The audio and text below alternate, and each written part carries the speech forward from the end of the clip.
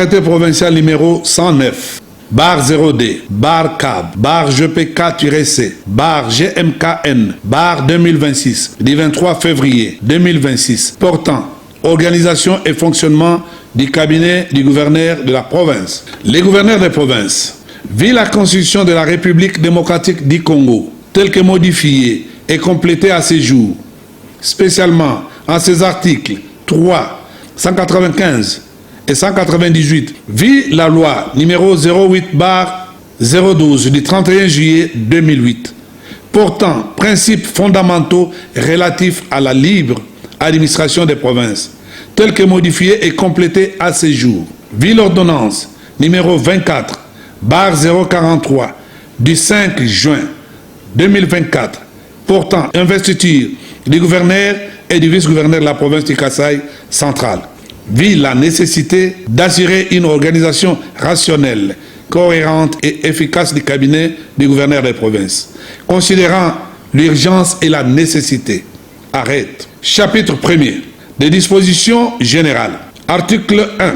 Les cabinets du gouverneur des provinces est l'organe politique d'appui, des conseils, de coordination et d'assistance directe aux gouverneurs et aux vice-gouverneurs des provinces dans l'exercice de leurs attributions normatives. Article 2. Le cabinet du gouverneur est placé sous l'autorité directe du gouverneur des provinces. Il fonctionne sous la coordination administrative et technique du directeur des cabinets. Chapitre 2. L'organisation du cabinet. Article 3. De la composition du cabinet. Le cabinet du gouverneur des provinces comprend 1. Le directeur des cabinets. 2. Le directeur de cabinet adjoint. 3. Les conseillers du gouverneur. 4. Les assistants du gouverneur et des vice-gouverneurs. 5. Le chargé des titres. 6. Le chargé des missions. 7. Le secrétaire particulier. 8. Les personnels administratifs et d'appui incluant tous les services administratifs du cabinet. Article 4. Des bureaux de représentation de la province. Outre le membre du cabinet visé à l'article 3 du présent arrêté, il peut être créé par décision du gouverneur des provinces des bureaux de représentation de la province à Kinshasa, ainsi que dans d'autres provinces de la République, en fonction des nécessités administratives, institutionnelles, économiques ou stratégiques. Les bureaux de représentation de la province ont pour mission d'assurer notamment la liaison institutionnelle entre la province et les institutions nationales, provinciales ou partenaires, la promotion et la défense des intérêts politiques, économiques, sociaux et culturels de la province, le suivi, la coordination et la facilitation des dossiers provinciaux confiés par les gouverneurs, l'organisation, la composition, les attributions spécifiques et le fonctionnement de chaque bureau de représentation sont fixés par l'arrêté provincial distinct. Article 5. Les conseillers du gouverneur sont notamment chargés des domaines suivants.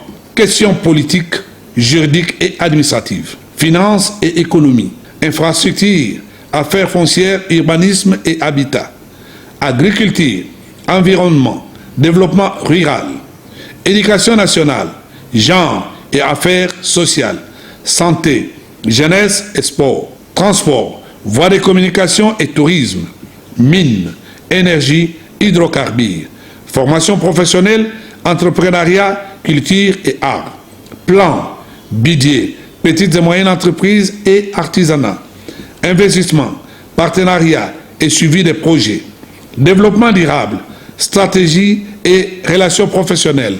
Chapitre 3. Des attributions des principaux organes. Article 6. Du directeur des cabinets. Le directeur de cabinet est le principal coordonnateur du cabinet du gouverneur.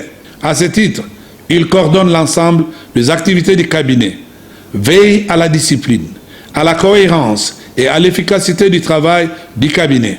Il centralise les dossiers soumis à la signature du gouverneur, assure la liaison entre les cabinets, l'administration provinciale et les autres institutions, exécute les décisions et instructions du gouverneur.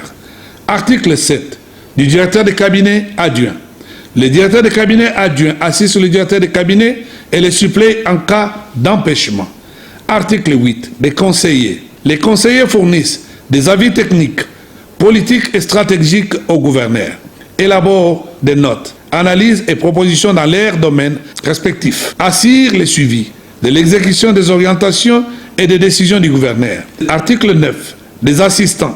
Les assistants assurent l'appui personnel et fonctionnel du gouverneur et du vice-gouverneur, facilitent l'organisation et la gestion quotidienne de leurs activités officielles. Article 10. Les chargés d'études.